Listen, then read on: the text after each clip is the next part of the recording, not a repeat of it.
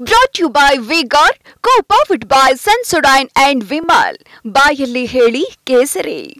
Associate sponsor Ultratech Cement. Co-sponsored by Saptagiri NPS University.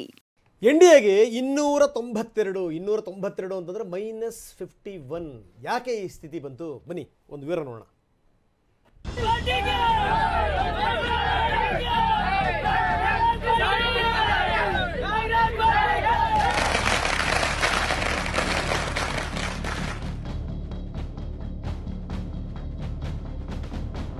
ಏಕೈಕ ಪಕ್ಷವಾಗಿ ಬಹುಮತ ಪಡೆಯಲು ಬಿಜೆಪಿ ವಿಫಲ.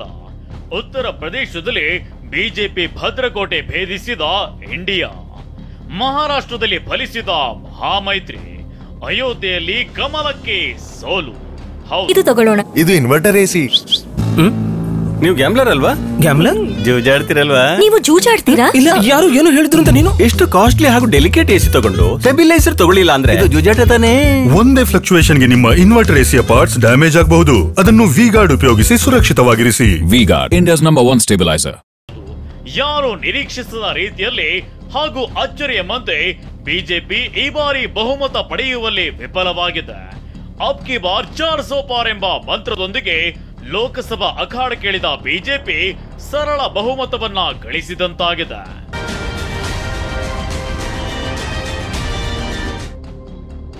ಅತಿ ಆತ್ಮವಿಶ್ವಾಸದಲ್ಲಿದ್ದ ಬಿಜೆಪಿಗೆ ಕುಟುಕಿದ ಮತದಾರ.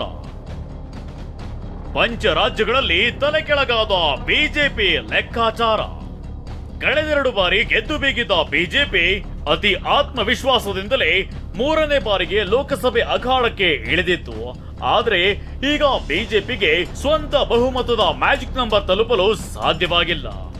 ಮೋದಿ ಆಡಳಿತಕ್ಕೆ ಬ್ರೇಕ್ ಹಾಕಲೇಬೇಕು, ಎನ್ಡಿಎ ಮೈತ್ರಿಕೂಟಕ್ಕೆ ಸವಾಲೊಡ್ಲೇಬೇಕು ಅಂತ ರಚಿಸಲಾಗಿರುವ ಇಂಡಿಯಾ ಕೂಟ ಸರಿಯಾಗಿ ಮರ್ಮಾಘಾತ ನೀಡಿದೆ. ಹಾಗಿದ್ರೆ ಮೋದಿ ನೇತೃತ್ವದ ಬಿಜೆಪಿಗೆ ಈ ಬಾರಿ ಹಿನ್ನಡೆಯಾಗಲು ಕಾರಣಗಳೇನು? ಮೋದಿ ಪ್ರಚಾರ ತಂತ್ರಗಳು ಈ ಬಾರಿ ಕೈಕೊಟ್ಟಿದ್ದೇಗೆ ಅಂತ ತೋರಿಸ್ತೀವಿ ನೋಡಿ. 2019ರ ಚುನಾವಣೆಯಲ್ಲಿ 303 ಸ್ಥಾನ ಗೆದ್ದಿದ್ದ ಬಿಜೆಪಿ ಈ ಬಾರಿ 300ರ ಗಡಿಯಲ್ಲಿ ಗಿರ್ಕಿ ಹೊಡೆದಿದೆ. ಬಿಜೆಪಿ ಭವಿಷ್ಯ ನಿರ್ಧರಿಸಲಿದ್ದ 5 ರಾಜ್ಯಗಳಲ್ಲಿ ಹಿನ್ನಡೆಯಾಗಿದೆ. ಪಶ್ಚಿಮ ಬಂಗಾಳ, ಉತ್ತರ ಪ್ರದೇಶ, ಮಹಾರಾಷ್ಟ್ರ, ಬಿಹಾರ, ಕರ್ನಾಟಕ ರಾಜ್ಯದಲ್ಲಿ 9 ಸ್ಥಾನಗಳನ್ನ ಕಳೆದುಕೊಂಡಿದ್ದೆ ಬಿಜೆಪಿ ಮಾಸ್ಟರ್ ಸ್ಟ್ರೋಕ್ಗೆ ಕಾರಣ. ಶ್ರೀರಾಮನೂರಿನಲ್ಲಿ ಬಿಜೆಪಿಗೆ ಸೋಲಿನ ಶಾಕ್. ಜೈ ಶ್ರೀರಾಮ್, ಜೈ ಜೈ ಶ್ರೀರಾಮ್ ಅಂತ ಯುಪಿಯಲ್ಲಿ ಭರ್ಜರಿ ಕ್ಯಾಂಪೇನ್ ಮಾಡಿದ್ದ ಬಿಜೆಪಿಗೆ ರಾಮನೂರಿನಲ್ಲಿ ಇಂಡಿಯಾ ಕೂಟ ಬಿಗ್ ಶಾಕ್ ಕೊಟ್ಟಿದೆ. ಉತ್ತರ ಪ್ರದೇಶದ 80 ಸ್ಥಾನಗಳಲ್ಲಿ 40ಕ್ಕಿಂತ ಕಡಿಮೆ ಸ್ಥಾನಗಳಲ್ಲಿ ಗೆಲುವು ಸಿಕ್ಕಿದೆ. 2019ರಲ್ಲಿ ಯುಪಿಯಿಂದ 62 ಸ್ಥಾನ ಗೆದ್ದಿದ್ದ ಬಿಜೆಪಿ 2014ರಲ್ಲಿ 71 ಸ್ಥಾನ ಗೆದ್ದಿತ್ತು. ಆದ್ರೆ ಈ ಬಾರಿ ಪ್ರಚಾರದ ವೇಳೆ ಅತಿಯಾದ ವಿಶ್ವಾಸ, ಅಭ್ಯರ್ಥಿಗಳ ಆಯ್ಕೆಯಲ್ಲಿನ ಎಡವಟ್ಟು ಬಿಜೆಪಿಗೆ ಮುಳುವಾಗಿದೆ. ಇನ್ನು ಬಿಜೆಪಿ ಹಿನ್ನಡೆಗೆ ಪ್ರಮುಖ ಕಾರಣಗಳೇನು ಅಂತ ನೋಡೋದಾದ್ರೆ, ಉತ್ತರ ಪ್ರದೇಶದಲ್ಲಿ ಬಿಎಸ್ಪಿ ಮತ ಎಸ್ಪಿ ಮತ್ತು ಕಾಂಗ್ರೆಸ್ಗೆ ಶಿಫ್ಟ್ ಆಗಿದ್ದು, ಬಿಎಸ್ಪಿಗೆ ಹೋಗ್ತಿದ್ದ ಮುಸ್ಲಿಂ ಮತಗಳು ಕಾಂಗ್ರೆಸ್ ಎಸ್ಪಿಯತ್ತ ವಾಲಿದೆ. ಇನ್ನು ಉತ್ತರ ಪ್ರದೇಶದಲ್ಲಿ ಸರ್ಕಾರದ ವಿರುದ್ಧ ರೈತರ ಆಕ್ರೋಶ ವ್ಯಕ್ತಪಡಿಸಿದ್ದು, ನಿರುದ್ಯೋಗದಿಂದ ಯುವಕರು ಹೈರಾಣಾಗಿದ್ರು. ಆದ್ರೆ ಹೊಸಬರಿಗೆ ಟಿಕೆಟ್ ನೀಡುವ ಮೂಲಕ ಬಿಜೆಪಿ ಗೊಂದಲ ಸೃಷ್ಟಿಸಿತ್ತು. ಠಾಕೂರ್ ಹಾಗೂ ಬ್ರಾಹ್ಮಣರ ಮಧ್ಯೆ ಇದ್ದ ಕೋಲ್ಡ್ ವಾರ್, ಬ್ರಾಹ್ಮಣ ಮತಗಳು ಎಸ್ಪಿಗೆ ಶಿಫ್ಟ್ ಆಗಿರುವ ಸಾಧ್ಯತೆ ಇದೆ.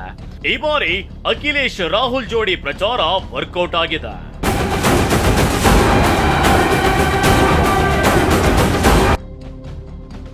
ಇನ್ನು ಕಳೆದ ಬಾರಿ ಮಹಾರಾಷ್ಟ್ರದಲ್ಲಿ ಕೇವಲ 1 ಸ್ಥಾನಕ್ಕೆ ತೃಪ್ತಿಪಟ್ಟಿದ್ದ ಕಾಂಗ್ರೆಸ್ ಈ ಬಾರಿ 11 ಸ್ಥಾನ ಗೆಲ್ಲೋ ಮೂಲಕ ಹೊಸ ಅಲೆ ಸೃಷ್ಟಿಸಿದೆ.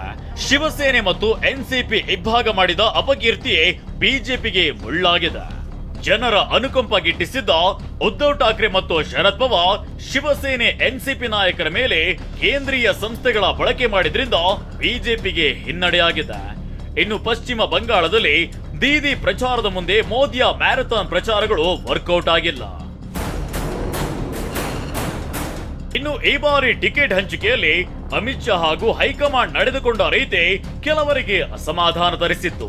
ಎಲ್ಲವೂ ನಾವೇ ಮಾಡ್ತೀವಿ ಅಂತ ಸ್ಥಳೀಯ ನಾಯಕರು ಮತ್ತು ಅಲ್ಲಿನ ಜಾತಿ ಸಮೀಕರಣವನ್ನ ನಿರ್ಲಕ್ಷ್ಯ ಮಾಡಿದ್ದು ಬಿಜೆಪಿಗೆ ಪೆಟ್ಟು ತಿನ್ನುವಂತೆ ಮಾಡಿದೆ.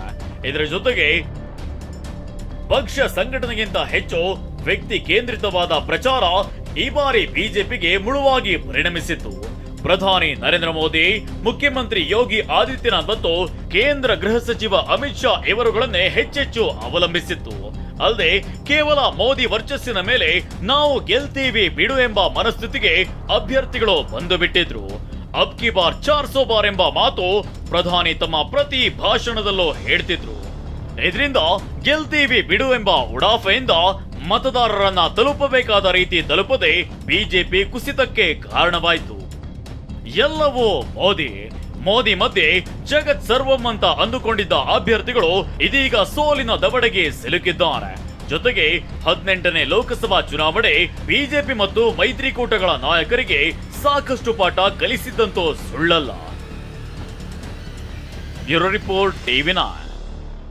Brought to you by V-Guard, co-powered by Sensodyne and Vimal. ಬಾಯಲ್ಲಿ ಹೇಳಿ ಕೇಸರಿ. Associate sponsor Ultratech Cement. Co-sponsored by Saptagiri NPS University.